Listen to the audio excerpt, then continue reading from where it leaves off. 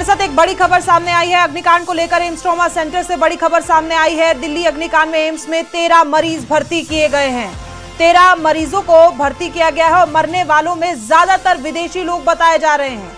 इस वक्त की बड़ी खबर अग्निकांड को लेकर, AIIMS trauma centre alert mode पर है और दिल्ली अग्निकांड में एम्स में 13 मरीज भर्ती किए गए हैं। आपको बता दें कि सुबह यह हादसा पेश आया था, किस तरीके से लोगों ने अपनी जान बचाने की बिल्डिंग से कूदकर कोशिश की।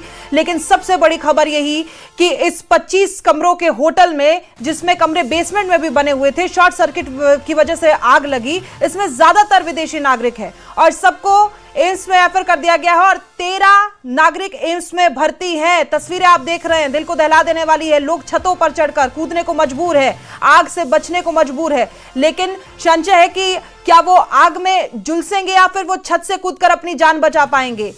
दिल्ली अग्निकांड में एक बड़ा अपडेट सामने आया है। आपको बता दें कि एम्स में 10 घायल दिल्ली पुलिस के रेस्क्यू कर्मी भी मौजूद है और 3 लोग ऊंचाई से कूदने के दौरान घायल हुए हैं। तो लोगों ने जद्दोजहद लगाई और कोशिश की किसी तरीके से इस आग से बचा जा सके। और इसी में सबसे बड़ा अपडेट यही कि 10 घायल दिल्ली पुलिस के रेस्क्यू कर्मी भी घायल हो गए हैं। 3 लोगों को तो ऊंचाई से कूदने की वजह से उन्हें चोट आई है, उस वजह से वो घायल हो गए हैं। हालांकि लोग कोशिश कर रहे थे किसी भी तरीके से अपनी जान बचा ली जाए। उसी के दौरान कुछ लोग छतों से कूदते हुए नजर आए। बेहद दिल को दहला देने वाली तस्वीरें सामने आई है। सुबह ही यह हादसा पेश आया था, जहां मालवीय नगर में एक होटल में आग लग जाती है और लगातार वहां के जो स्थानीय लोग हैं वो कोशिश करते हैं उस आग को बुझाने की। दमकल विभाग को भी सूचित कर दिया जाता है, लेकिन 20 से 25 मिनट गाड़ियों को पहुंचने में लगती है, क्योंकि बताया गया कि पास में ही कोई रजाई की फैक्ट्री और दुकानें थी। तो कोशिश की गई जो लोग ऊपर से कूद रहे हैं उन्हें चोट ना आए, इसके लिए नीचे कुछ रजाई और गद्दे बिछा दिए गए। और ये तस्वीरें देख रहे हैं आप, किस तरीके से निर्वस्त्र लोग भी अपनी जान बचाने को मजबूर थे। मौके पर रेस्क्यू जारी है और अब फिलहाल अपडेट ये है कि सभी को रेस्क्यू कर लिया गया है। अमित हमारे सहयोगी हमारे मौके से बने हुए हैं। अमित, क्या हालात है, कहां मौजूद है इस वक्त आप, और एम्स में क्या हालात हैं?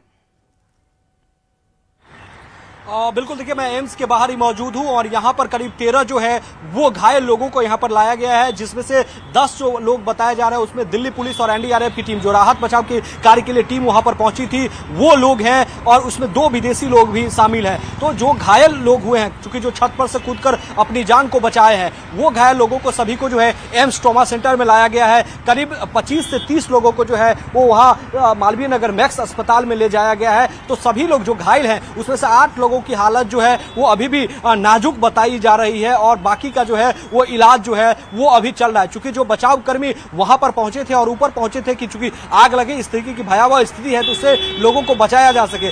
वो लोग जब तक आग की भयावह स्थिति हुई और उसकी लपटें आगे आई तो वहां से जो कूदे हैं तो उसमें घायल लोग हुए हैं और उन्हें भी एम्स ट्रॉमा सेंटर लाया गया और उसे एम्स ट्रॉमा सेंटर को भी हाई अलर्ट पे रखा गया है। सफदरजंग को हाई अलर्ट पे रखा गया है। मैक्स जो वहां पर नियर हॉस्पिटल था, वहां करीब 30 से 40 लोग वहां पर ले गए, जिसमें तो जो खबर है, इनपुट है, उसके मुताबिक 18 से 20 लोगों की तो मौत की लगभग खबर है कि 18 से 20 लोग तो जल के मर गए हैं। लेकिन बाकी सभी लोगों को जो है इलाज जारी है। कई लोग जो है आईसीयू में है, कई लोगों को वेंटिलेटर पर रखा गया है और यही कारण है कि एम्स ट्रॉमा सेंटर के बाहर भी जो है वो जो स्टाफ होता है एम्स का, उसकी मौजूदगी है कि क्योंकि बताया जा रहा है कि आने जाने का एक ही रास्ता था और जो राहत कर्मी है वो आग लगने की वजह से घायल हुए हैं या फिर वो कूदे थे इसलिए वो घायल हो गए। फिलहाल उनकी स्थिति क्या बनी हुई है?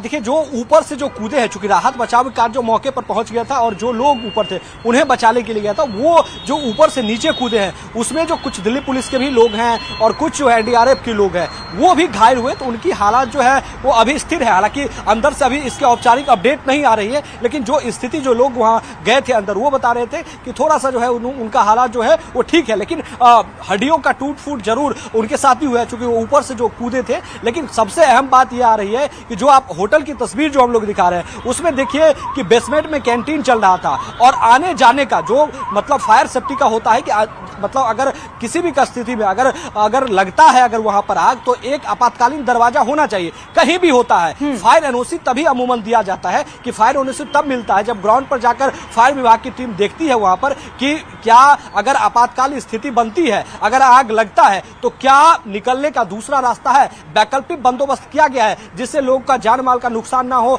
बचाया जा सकता है। लेकिन उस होटल में देखिए कि जो रास्ता है वो एक ही इन एंड आउट का है। तो दरअसल है कि उनको फायर एनओसी कैसे मिला या उन्होंने लिया था भी नहीं। अभी जो खबरें आ रही है उसके मुताबिक है कि एक लिमिटेड आंकड़ा का रूम का जो है उनको संचालन करने का अप्रूवल मिला था, लेकिन उससे कई गुना ज्यादा जो है वो रूम वहां पर चला रहे थे। और बगल में जो होटल है, चूंकि जहां पर आग लगी है उसके नियर में ही होटल है, सवाल उस पर भी है कि वहां पर भी यही स्थिति बनी हुई है, एक ही रास्ता है, एक ही रास्ता से जाने आने का है। तो कई तरीके का जो है वो नियम का उल्लंघन, चूंकि अभी तक औपचारिक चीजें स्पष्ट नहीं हुई है, लेकिन जो दिख पा रहा है उसके मुताबिक जो है वो इस सब तमाम चीजों का जो है देखिए अमित, नियम का उल्लंघन तो है, लेकिन सबसे बड़ी बात यह भी है क्योंकि सुबह के वक्त में आग लगी है। ऐसे तौर पर कोई भी पर्यटक अगर किसी भी देश में जाता है या कहीं भी होटल में रुकता है तो सुबह के वक्त एक ऐसा वक्त है जब सबसे ज्यादा भीड़ होटल्स में मौजूद होती है। जाहिर तौर पर कैंटीन बता रहे हैं कि नीचे बेसमेंट में थी तो सबसे ज्यादा लोग वहां ब्रेकफास्ट करने के लिए मौजूद हो गए। उसी वक्त यह हादसा हुआ और उसी हादसे में ये मरने वालों की संख्या इसीलिए शायद बहुत ज्यादा है क्योंकि सुबह का वक्त था। अमित, बिल्कुल सुबह का वक्त था, लेकिन एक और देखिए, चूंकि होटल था तो चेक इन का समय जो होता है वो 11 बजे के आसपास होता है। और जो कैंटीन में सुबह के समय लोग थे जो ब्रेकफास्ट करने के लिए गए थे, ठीक बात है कि वो तादाद अधिक है, लेकिन आप समझिए कि ये अगर समय और बढ़ता तो कई लोगों का बुकिंग आज का भी होगा। चूंकि होटल है तो जाहिर सी बात है, और चलन में वो बहुत अच्छा चल रहा था होटल, तो और भी लोगों का बुकिंग आज 11 बजे से वो भी चेक इन करने के लिए जो है आज आते, और उसमें से कुछ लोग चेकआउट भी करते। लेकिन जो सबसे बड़ा सवाल है कि मॉर्निंग का समय था, करीब 8:30 बजे का वक्त जो है वो बताया जा रहा है। उसमें तमाम लोग जो होटल में ठहरे भी लोग हैं उन्हें भी ये होता है कि आप बुफे सिस्टम लगा दिया गया है, आपको कैंटीन में आकर आप नाश्ता जो है अपना ब्रेकफास्ट कर सकते हैं। लिहाजा यही कारण है कि उसी वक्त ये घटना हुई, इसीलिए जो है वो आंकड़ा इतना अधिक है। चूंकि पता नहीं लग पाया, जो रूम में अपने बंद है उन्हें कैसे पता, चूंकि वो तो एसी चलाकर सो रहे हैं, उन्हें कैसे पता चलेगा कि दरअसल आग लगी। और आग इतनी, चूंकि कल ही हम लोग एक खबर को दिखा रहे थे कि किस तरीके से सिलेंडर ब्लास्ट किया, पूरा जो मकान था वो धराशायी हो गया, मलबे में तब्दील हो गया।